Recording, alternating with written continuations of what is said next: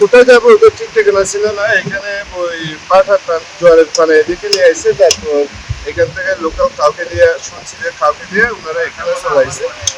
চলে আসার পর সীমান্ত রতন্দ্র পড়ে বিজিবি আছে, বিজেপি এদেরকে আপাতত এখানে রাখছে। ঊর্ধ্বতন কর্তৃপক্ষ আসবে, ওনারা যেভাবে সিদ্ধান্ত দিবে পরবর্তী সেভাবে পদক্ষেপ নেওয়া হবে। কতজন রোহিঙ্গা হইতে পারে? একজন শুনছি হয়তো বাচ্চা আছে দুইটা, 36 বা 37 এরকম।